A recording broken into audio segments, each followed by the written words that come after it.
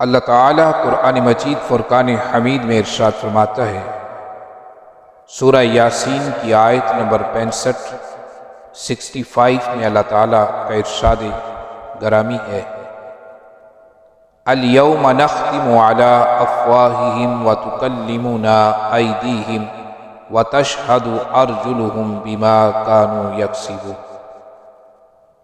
اللہ تعالیٰ ارشاد فرماتا ہے قیامت کا دن ہوگا تو زبانوں پر مہر لگا دی جائے گی، بندے کی زبان بند ہو جائے گی، منہ بند کر دیے جائیں گے، اور پھر کیا ہوگا؟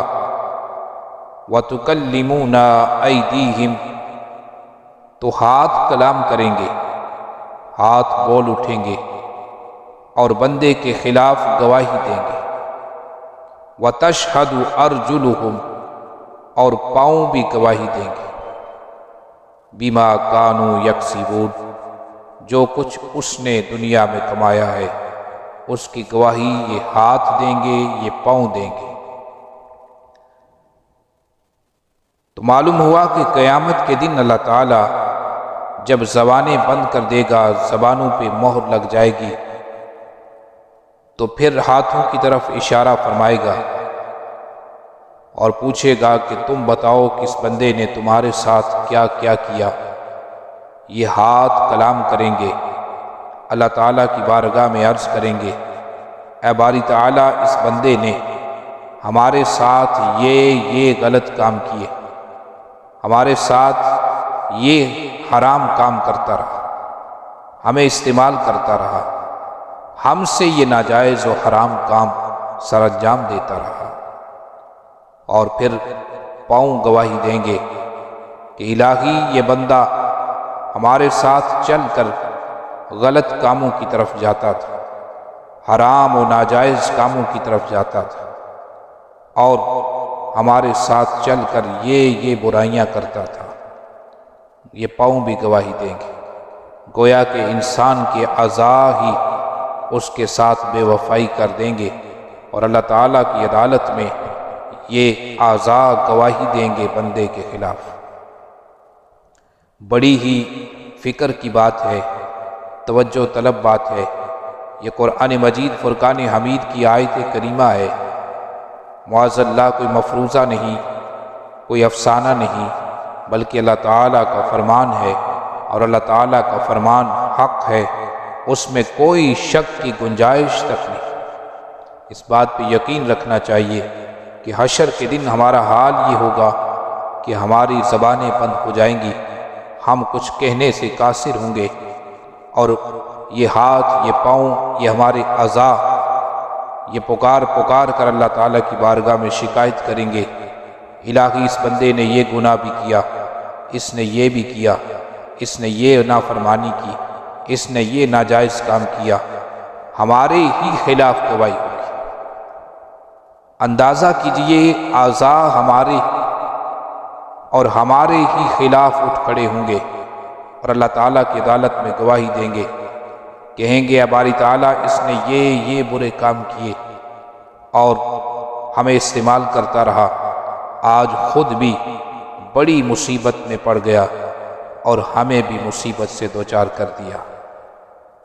اگر یہ ایسا نہ کرتا تو آج نہ یہ خود مصیبت میں ہوتا، نہ ہم اس مصیبت میں ہوتے، نہ یہ خود عذاب کا شکار ہوتا، اور نہ ہی ہم اس کے ساتھ عذاب کا شکار ہوتے۔ تو معزز ناظرین و سامعین، انسان کے اعضاء بھی اس کے ساتھ وفا نہیں کریں گے۔ اس کائنات میں وفا کرنے والی ذات اللہ تعالیٰ کی ہے۔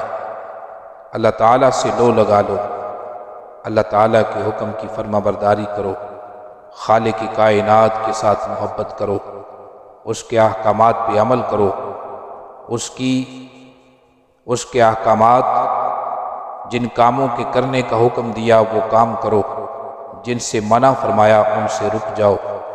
اللہ تعالیٰ کے پیارے نبی صلی اللہ علیہ وسلم اپنی امت سے وفا کریں گے، اور میرے آقا کریم علیہ الصلوۃ والسلام حشر کے دن اپنی گناہگار امت کے لیے اللہ تعالیٰ کی بارگاہ سے شفاعت طلب کریں گے، امت کی سفارش کریں گے۔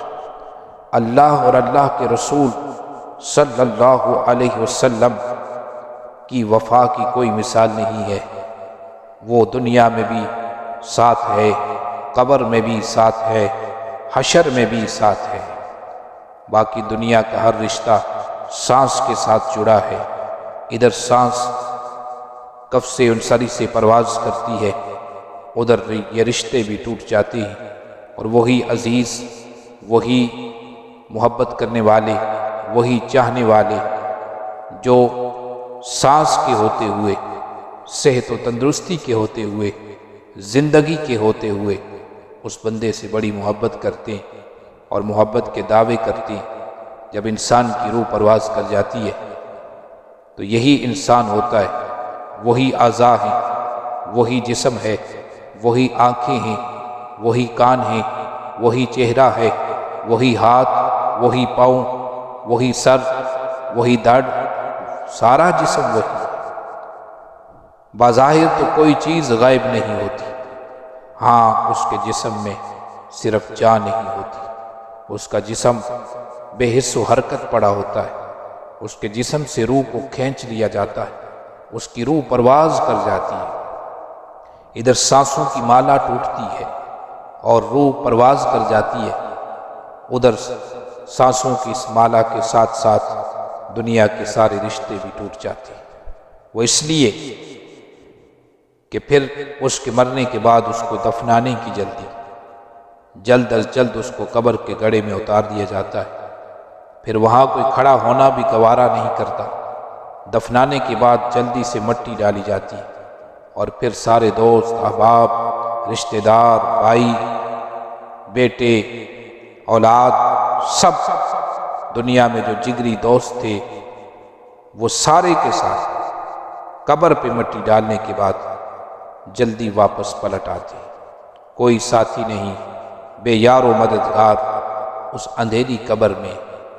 اگر اس کا مددگار ہے تو اللہ کی ذات، اگر مددگار ہیں تو پیارے نبی صلی اللہ علیہ وسلم، اور کوئی مددگار نہیں۔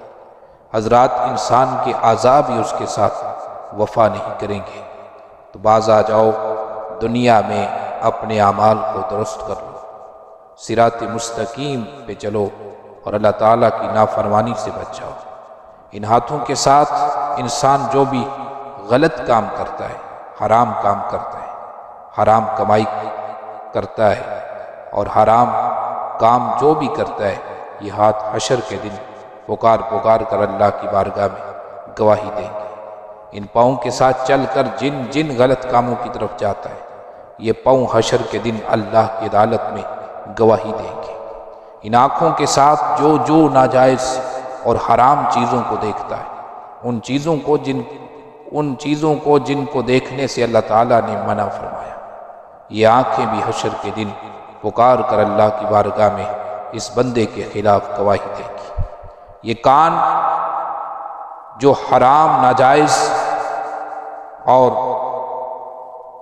ناجائز کلام کو سنتے ہیں، بری باتوں کو سنتے اور گانے بجانے سنتے،